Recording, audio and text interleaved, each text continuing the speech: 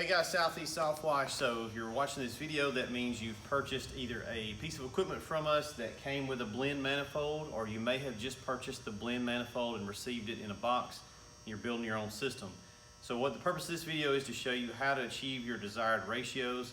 We've got a few skids here in the shop. We've got one over there with our old style valves, and then we've got this one and this one here behind us with the new style valve. So let's walk in here a little bit closer.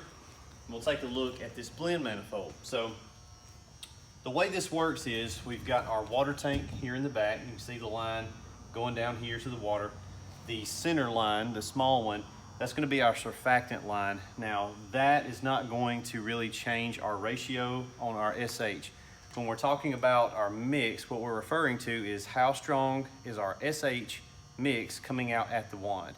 So when we're talking about these numbers, these percentages, that's what we're referring to. How strong is it at the wand?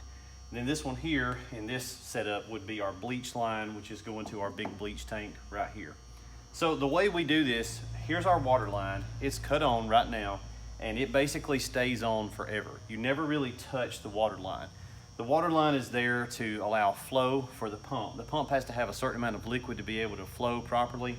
And so we're really never gonna touch the water line. We're just gonna vary these other two up or down to get more soap, for example, or more SH into our mix, or less, depending on the surface, how dirty it is, that kind of thing. So for the purposes of this video, I'm not really gonna focus on the surfactant. A lot of this is just personal preference. How much soap do you want? The bleach line is what we're really concerned with. So we wanna make sure that we understand our ratios and how to achieve them. One thing I don't really like about these GF valves, it's really the only negative thing about them, is there is an indicator arrow on the top and on the bottom of each valve, which is kind of weird because we're only going to need one of these as a reference point. So if you look on the valve, I'll pull it off. So we've got the little arrow here, and then we've also got one on the bottom. So don't let that confuse you. We're only going to look at this top one here. You put the knob back on. They're very robust, very accurate valves. So here's our bleach. Again, let's not worry about this one for right now. And here's our water valve. Our water is all the way on, and our bleach right now is all the way off. So if we cut our bleach line all the way on, what we've effectively done is created a 50-50 mixture that the pump is gonna pull and spray. So that would be I'll pause and see if you can do the math. If you said a 6.25%, then you're correct, good. So we've got 12% bleach, or 12.5% bleach in our bleach tank, and we've got our water tank, and we've cut those 50-50, so now we would be spraying a 6.25% mixture. Now, we don't have to be that accurate, we don't need the decimal point, we'll just say a 6% mixture. Not very many scenarios we need a 6% mixture, but sometimes you do.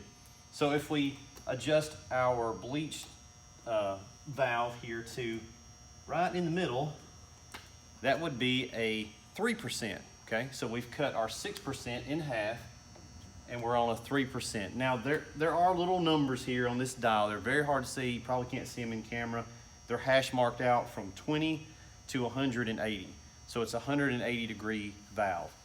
So right in the middle is gonna be 90. Now, I don't normally get right down here and look that close and try to find 90. I'm just looking at my little indicator, and I'm gonna put it in the halfway point.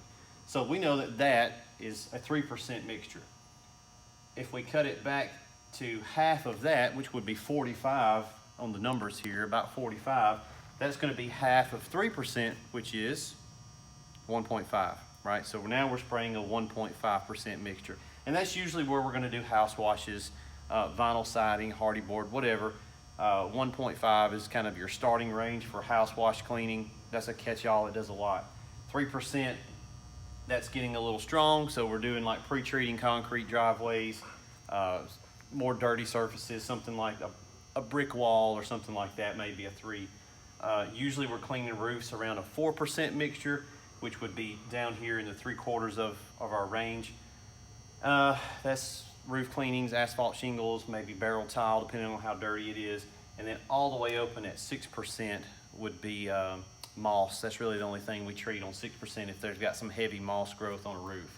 So the good thing is we've only got to understand that that is 0 off, and all the way on is 6, and half of that is 3, right? And we know between 3 and 6, we know what that is, and between 0 and 3, we know where that is. So what I did on our personal truck is I took this knob off and I painted and color coded this dial green, orange, yellow, orange, and red, just to kind of give us a quick reference, and you can do that as well. Hopefully that video helps you guys understand how to get your ratios with the blend manifold here.